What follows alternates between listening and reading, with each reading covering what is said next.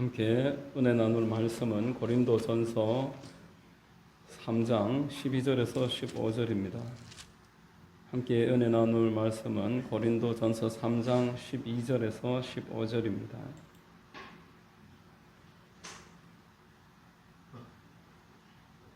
제가 봉독해 드리겠습니다. 만일 누구든지 금이나 은이나 보석이나 나무나 풀이나 지푸로 이 터 위에 세우면 각 사람의 공적이 나타날 터인데 그 날이 공적을 밝히리니 이는 불로 나타내고 그 불이 각 사람의 공적이 어떠한 것을 시험할 것임이라. 만일 누구든지 그 위에 세운 공적이 그대로 있으면 상을 받고 누구든지 그 공적이 불타면 해를 받으리니 그러나 자신은 구원을 받되 불 가운데서 받은 것 같으리라. 아멘. 할렐루야. 주일 오전 예배에 나오신 여러분들 주님 이름으로 환영하고 축복합니다. 옆에 분들과 우리 한번 인사하시겠습니다. 참 잘 오셨습니다. 참 잘 오셨습니다. 만나서 반갑습니다.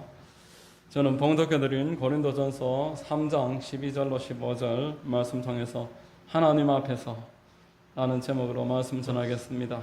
성령께서 큰 은혜 더해 주실 줄로 믿습니다. 자, 여러분, 사도는 모든 성도들이 하나님 앞에 사역자다 이렇게 말했습니다. 모든 성도들이 하나님의 사역을 감당하는 사람이고 맡겨주신 대로 집을 건축하고 있는 사람들이다. 이렇게 지난 말씀까지 쭉 곧 그것을 이어서 말해 왔었습니다.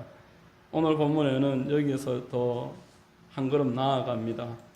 건축을 했으면은 건축을 그 건축 주인에게 물건을 넘길 때에 또는 그 허가를 내어주는 관계부서에 준공 검사를 해야 될 것입니다.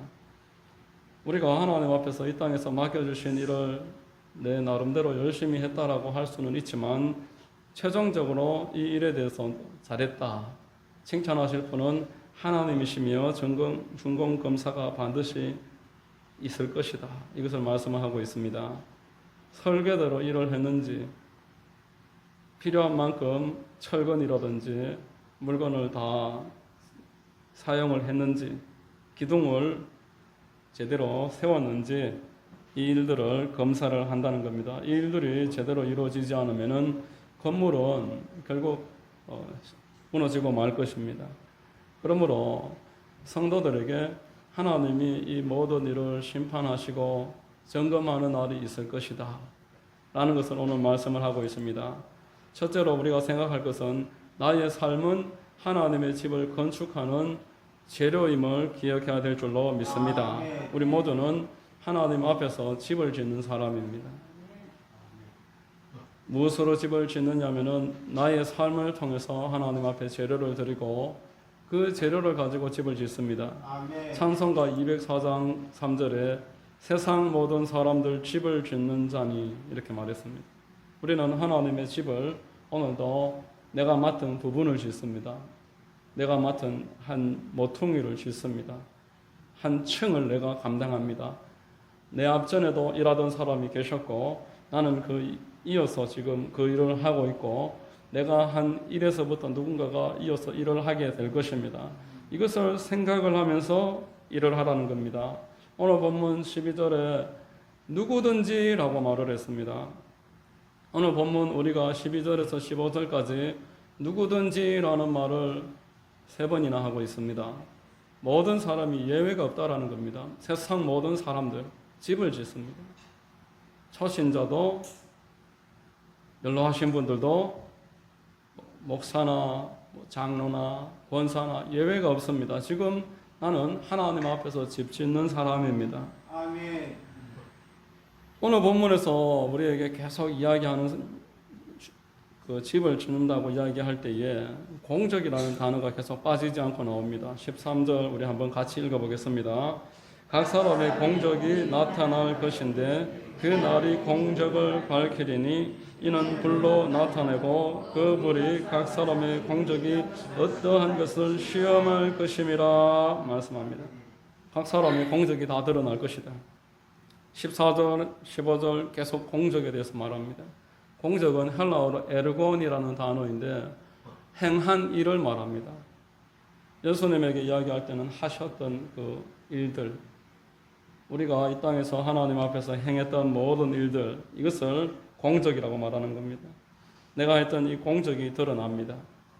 내가 생각할 때 부실하게 했던 일도 하나님 앞에서 감출 수 있는 게 아무것도 없습니다. 내가 하나님 앞에 열심히 했는데 아무도 알아주는 사람이 없어도 하나님은 그것을 드러나게 하신다는 겁니다. 철거는 10kg를 갖다 넣기로 하고 10kg 넣었다고 말을 하고 5kg를 빼돌려가지고 팔아먹었습니다. 보물상에. 아무도 몰라서 나는 돈을 벌었습니다. 그런데 하나님은 그것을 다 알고 계시고 이 공적이 나타나게 될 것이다. 네가 하나님 앞에 사랑을 넣어야 될 자리에 미움을 넣고 이해를 해야 될 자리에서 오해를 하고 정직을 보여야 될 자리에서 거짓을 말하고 용납해야 될 사람을 배척했던 일들, 이것은 우리가 하나님 앞에서 내가 했던 행위로 하나님은 다 알고 계시고 이 일을 드러나게 하신다는 겁니다. 여러분, 하나님은 성도에게 말씀을 하고 있습니다.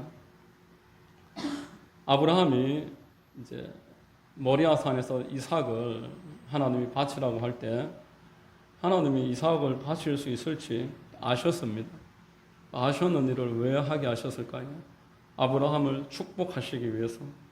아브라함이 그 일을 감당함으로 말미암아서 믿음의 조상으로 인정받게 하시려고 하나님이 그가 했던 일을 만천하에 공개를 해서 마귀들 앞에서도 자랑하고 믿는 사람들에게 표상을 삼기 위해서 일을 했다라는 겁니다.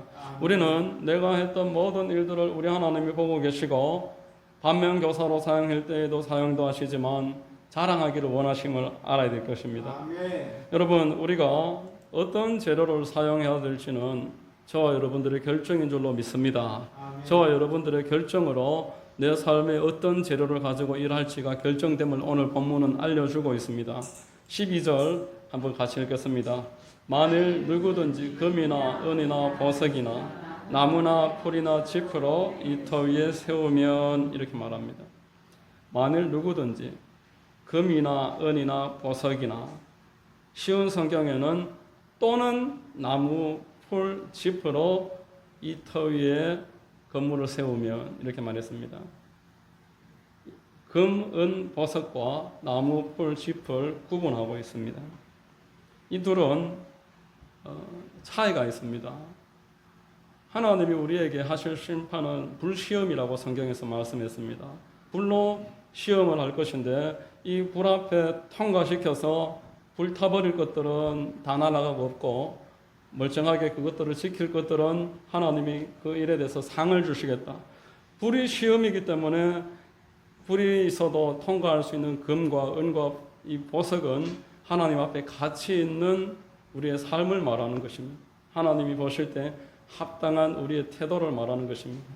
나무나 풀이나 짚은 하나님 보실 때에 가당치 않은 일들, 하나님 보실 때에 인정할 수 없는 그런 생활 방식들, 그것을 말합니다. 그런 것들은 결국 불시험 앞에서 통과하지 못한다. 다 날아가고 없어져 버릴 것이다. 자, 우리 13절 다시 한번 같이 읽습니다. 각 사람의 공적이 나타날 터인데 그 날이 공적을 밝히리니 이는 불로 나타내고 그 불이 각 사람의 공적이 어떠한 것을 시험할 것임이라, 이래 말합니다. 금과 은과 보석은 하나님 보실 때 귀한 것입니다. 가치 있다. 참 가치 있게 살아간다. 나무, 풀, 짚은 가치 없다. 참 인생을 낭비하고 있다. 이것을 지금 말씀합니다. 여러분, 금과 은과 보석은 금속입니다. 불에 타지 않는 재료입니다. 나무와 풀과 짚은 비금속입니다. 불에 타버릴 것들입니다. 여러분, 금은 불로서 연단을 합니다. 불순물을 제거하기 위해서 불로 금을 끓여서 불순물을 제거해서 순금을 만드는 것입니다. 그 불 속에 들어가면은 오히려 더 순수해집니다. 보석은 어떻습니까? 보석 또한 더 단단하게, 다른 것들은 다 제거돼도 보석은 찬란하게 빛나는 줄로 믿으시기를 바랍니다. 아멘. 시험이 찾아오면은 하나님 보시기에 가치 있는 사람의 삶은 더 반듯하게 빛나게 될 것이다 말씀합니다. 그러나 나무와 풀과 짚은 어떻습니까? 시험이 찾아오면은 통과할 수가 없습니다. 오히려 그 삶이 다 해체가 돼버리고 하나님 앞에 가치 없게 되는 것입니다. 욥기 23장 10절 우리 같이 한번 읽겠습니다. 내가 가는 길을 그가 아시나니 그가 나를 단련하신 후에는 내가 순금같이 되어 나오리라 이렇게 말합니다. 금과 은과 보석의 삶은 하나님을 기쁘시게 드리는 것입니다. 베드로전서 1장 7절에 너희 믿음의 확실함은 불로 연단하여 없어질 금보다 더 귀하여 라고 말했습니다. 믿음을 금으로 비유하는 것입니다. 금보다 더 귀하다. 성경은 줄곧 우리의 믿음을 금으로 표현을 합니다. 내가 순금같이 되어서 나오리라. 시험을 통과한 다음에 나는 하나님 앞에서 더 순수해질 것이다. 내 삶의 불순물들은 제거되고 내 옆에 가짜로 살았던 사람들은 사라질지라도 나는 더 선명하게 드러나게 되고 하나님의 칭찬받는 사람으로 성도의 모습을 드러나게 될 것이다 라는 것입니다. 어떤 전도사님이 교회를 개척을 하고 있었습니다. 정말 먹을 것도 없이 너무 힘들고 어려운 그런 상황을 지나가고 있었습니다. 그래서 평소에 존경하던 목사님 한 분을 찾아갔습니다. 목사님 좀 도와주십시오. 그러니까 목사님이 그래 이번 마지막 주에 남성교회 헌신 예배가 있는데 와서 설교 한번 하시고 그 헌금을 도와드리겠습니다. 그날 나오는 헌금으로 전도사님 도와주겠습니다. 이렇게 했더니만 이제 교회에 돌아가서 설교 준비를 하고 날짜가 돼서 찾아갔습니다. 그런데 이 목사님이 이걸 잊어버린 거예요. 다른 강사를 이미 모신 겁니다. 그날 갔더니만 이미 다른 교회 목사님이 오셔서 설교하시려고 오신 거예요. 그래서 본인이 너무 이렇게 서운한데 어떡하겠습니까? 목사님이 미안하게 됐네. 다음 주에 여성교회 헌신 예배가 있으니까 다음 주에 다시 와서 설교해 주게. 그러면 그날 헌금으로 자녀 교회를 도와주겠네. 이렇게 해서 돌아갔습니다. 그리고 이제 한 주 뒤에 다시 이제 찾아갔는데 목사님이 또 잊어버린 거예요. 또 다른 분이 와서 설교를 하려고 준비를 하고 계셔서 너무 서운해서 이제 기도실에 들어가서 팡팡 울었습니다. 팡팡 우는데 하나님의 음성이 들려오는 겁니다. 아들아, 슬퍼하지 말라. 사람은 사랑의 대상이지 네가 믿을 대상이 아니다. 내가 그 목사에게 너를 잊어버리게 한 것이다. 너는 사람 찾아다니지 말고 나에게 구하라. 아멘. 어려울 때마다 사람을 찾아가서 도와주십시오. 사람을 찾아가서 이렇게 해주십시오. 이렇게 하는 사람은 그 다음번에 또 그 문제가 생기면 또 사람을 찾아갈 것입니다. 어렵다고 매번 사람을 찾아다니는 사람을 통해서 하나님의 교회가 세워질 리가 만무한 것입니다. 하나님이 그 목사님, 그 전도사님을 사랑하시기 때문에 주변에 도움의 손길을 끊어놓고 나만은 의지해라. 그래서 이 감사하게도 이 전도사님이 하나님 앞에 엎드렸습니다. 하나님 앞에 그때부터 모든 일을 맡기고 어려움을 하나님께 아뢰고 도움을 요청했더니만 하나님이 그 교회를 축복해 주셔서 아름답게 성장을 하고 이 땅에 지금 해오름 교회 최낙준 목사님 간증으로 제가 들은 적이 있습니다. 여러분, 하나님은 우리에게 요구하시는 것이 믿음입니다. 우리가 어떤 재능이나 많은 일을 하는 것이 아니라 하나님 앞에 내 삶을 믿음으로 보여드리기를 원하십니다. 순금 같은 믿음을 가지고서 하나님의 나라에 보석같이 빛나는 사람 되기를 원하시는 줄로 믿으시기를 바랍니다. 여러분, 믿음은 다른 데서 생기는 것이 아닙니다. 믿음은 말씀으로 생기는 줄로 믿습니다. 하나님의 말씀을 듣고 이 말씀을 묵상을 함으로 하나님께 이 말씀을 어떻게 적용할지 마음으로 생각을 하는 것, 이건 또한 일종의 기도입니다. 말씀과 기도를 통해서 하나님이 우리에게 음성을 들려주십니다. 이렇게 하라.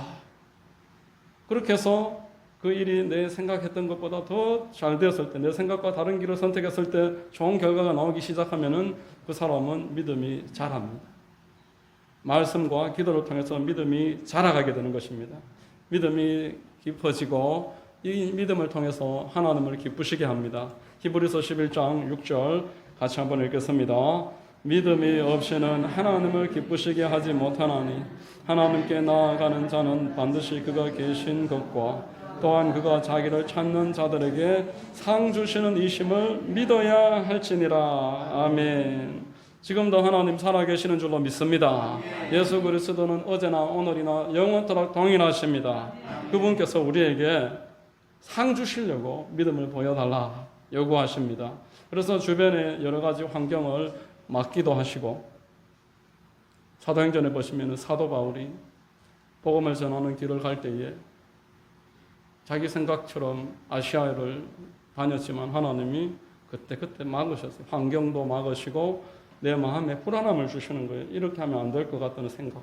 그래서 계속 막힙니다. 하나님이 환경도 여시고 마음의 평강도 주시고 확신 주실 때까지 계속 기도하면서 하나님 앞에 나아갔더니만 하나님이 환상을 보여주셨습니다. 기도하면서 기다렸으니까 그 환상을 받아들일 수가 있었습니다.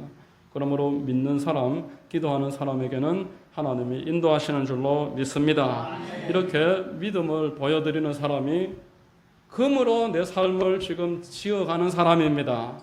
시험을 통과하게 되는 줄로 믿습니다. 이 사람의 삶이야말로 하나님 앞에 마지막에 가치 있게 되는 것입니다. 자, 여러분, 또 하나 가치 있는 건축 재료가 보석입니다. 보석 종류가 성경에 얼마나 많습니까? 십수가지가 쭉 나열되는 그런 내용들이 여러 군데 있습니다. 보석이. 그러나 성경의 대표적인 보석은 진주입니다. 성경이 말하는 보석을 하나만 꼽자면은 진주입니다. 천국 가면은 천국의 문이 진주 문입니다. 진주로 문이 되어 있습니다. 자, 계시록 21장 21절 한번 읽어보겠습니다. 그 12문은 12진주니 각 문마다 한 개의 진주로 되어 있고 성의 길은 맑은 유리 같은 정금이더라. 아멘.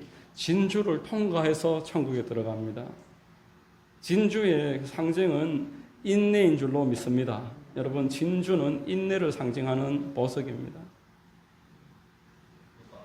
여러분, 진주가 어떻게 만들어지는지 잘 아실 것입니다. 조개 속에 어떤 이물질이 들어와서 그 여린 석사를 찌르면은 상처가 생깁니다. 그러면은 이 진주가 탄산칼슘이라는 요소를 몸에서 이렇게 내뿜어서 그 상처와 이물질을 감싸한다는 겁니다. 한 겹 감싸고, 두 겹 감싸고, 세 겹 감싸고, 계속 감싸면서 이제 그 공통 이겨내는데 그 기간을 인내라고 생각할 수가 있고, 그 인내를 잘 통과를 하면은 아름다운 진주가 만들어집니다. 여러분, 하나님은 성도의 인내를 귀하게 생각하십니다. 아멘. 우리가 하나님 앞에 인내하는 일을 진주라고 생각하십니다. 계시록 14장 12절에 성도들의 인내가 여기 있나니 그들은 하나님의 계명과 예수에 대한 믿음을 지키는 자니라, 이렇게 말했습니다. 하나님의 말씀을 지키는 일에는 인내가 필요하고, 저와 여러분들이 하나님 앞에서 말씀 때문에 오늘도 인내하고 있다면 이것은 하나님 앞에 귀한 것입니다. 하나님은 우리의 하루하루를 귀하게 여기십니다.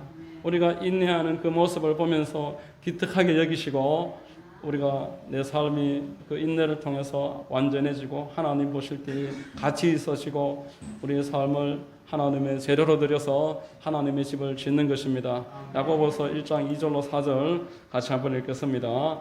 내 형제들아, 너희가 여러 가지 시험을 당하거든 온전히 기쁘게 여기라. 이는 너희 믿음의 시련이 인내를 만들어내는 줄 너희가 알미라.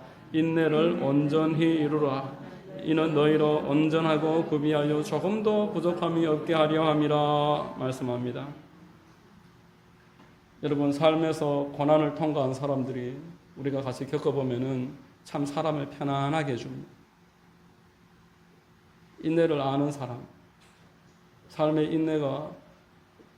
인내를 잘 승화시켜서 하나님이 받으실 만한 사람이 되는 분들을 우리가 겪어보면은 참 부드럽습니다. 온유합니다. 다른 사람들을 품을 줄 압니다. 진주와 같은 성품이 만들어져서 하나님이 그를 받아들이는 것입니다. 여러분, 가치 있는 모든 일 중에 인내 없이 되는 일이 없습니다.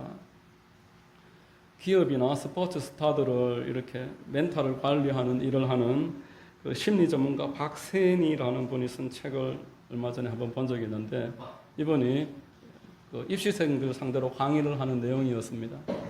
입시생들 상대로 하는 말이 모든 중요한 일에는 준비 과정이 있어야 되고 우리가 삶에서 성공하려면 일을 재밌게 해야 되는데 재밌게 하려면 반드시 오랜 시간 인내를 해서 잘할 수 있어야지 재미가 있어진다.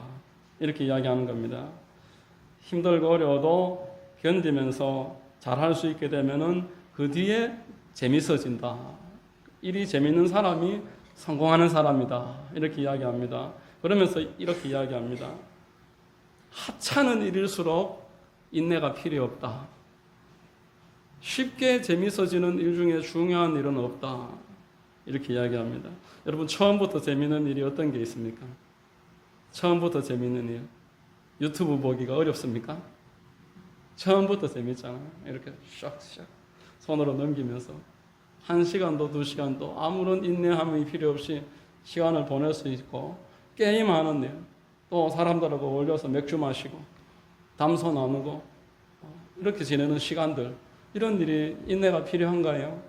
이런 일에 인내가 필요 없습니다. 그러나 하찮은 일이고 가치 없는 일, 그렇게 시간을 보내는 사람은 하나님 앞에 자기 삶을 나무로, 풀로, 짚으로 만들어가는 사람이다 라는 것입니다.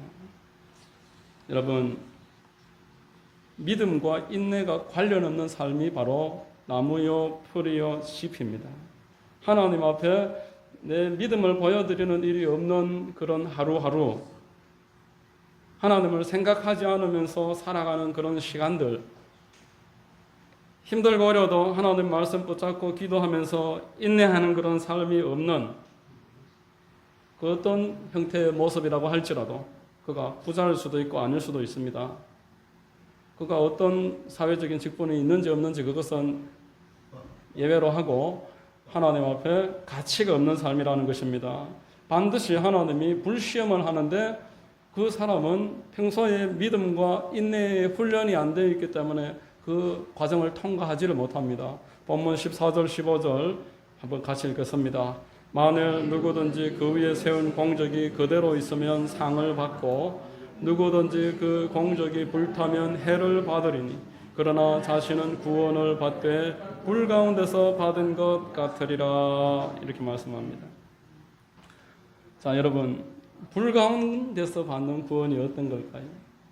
불 가운데서 받는 구원. 하나님 앞에 드릴 만한 삶이 하나도 없어요. 우리가 집에 불이 났습니다. 그래서 허겁지겁 막 도망쳐 나왔습니다. 그러다 보니까 아무것도 못 챙겨 나왔어요. 사고 차림에 나오다가 살려고 발버둥 치다 보니까 막 숯검정도 묻어 있어요. 이 부끄러운 구원이 되는 겁니다. 흔히 말하는 개털모자 구원이 되는 것입니다. 하나님 앞에 드릴 수 있는 게 아무것도 없어요. 믿음으로 살지 못했고 인내하면서 살아가지 못했고 하나님 앞에 가치 있는 삶을 드리지 못했습니다. 부끄러운 구원, 불 가운데서 받는 구원이 이 공적이 다 날아가 버린 사람들이 받는 구원입니다. 자, 우리 주 예수 그리스도께서는 그의 삶을 통해서 믿음과 인내를 보여주셨습니다.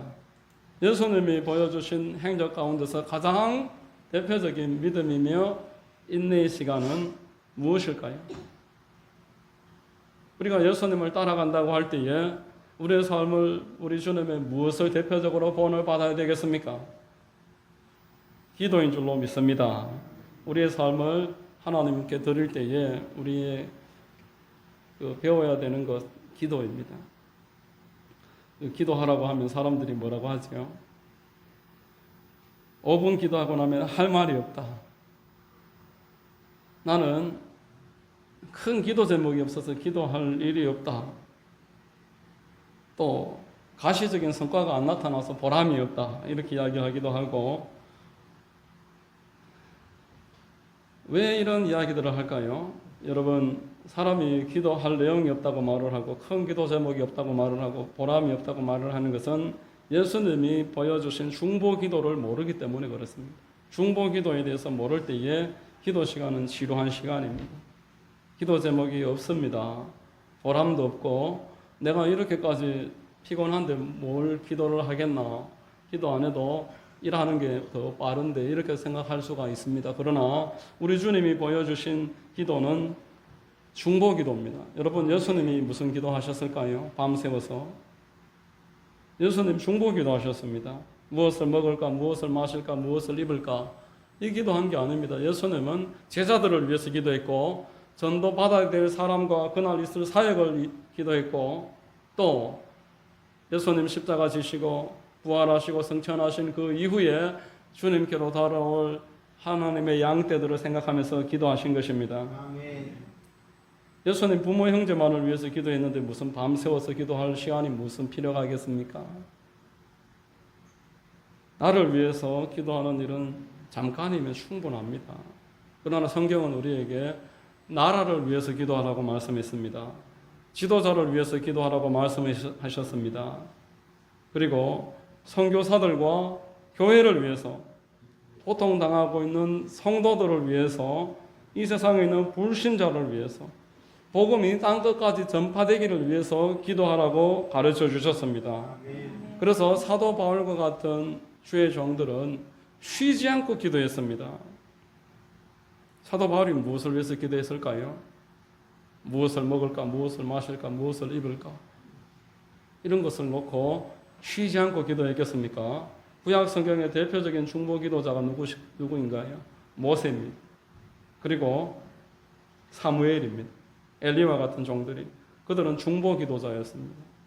그들의 삶에는 하나님의 나라가 있었고 하나님을 위한 애탐이 있었습니다. 믿음이 있었고 인내가 있었습니다. 로마서 1장 9절의 사도 바울의 고백입니다. 내가 그의 아들의 복음 안에서 내 심령으로 섬기는 하나님이 나의 증인이 되시거니와 항상 내 기도에 쉬지 않고 너희를 말하며, 이렇게 말합니다.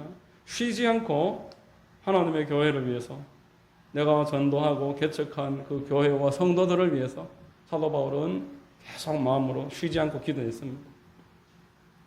그리고 교회마다 편지를 보내서는 나를 위해서 기도해달라, 복음을 전가할 수 있도록 기도해달라, 나는 당신들을 위해서 기도할 테니까 당신들은 나를 위해서 기도해달라, 이렇게 요구를 한 것입니다. 중보 기도의 비밀을 안 것입니다. 하나님은 남을 위해서 기도하는 것을 기뻐하십니다.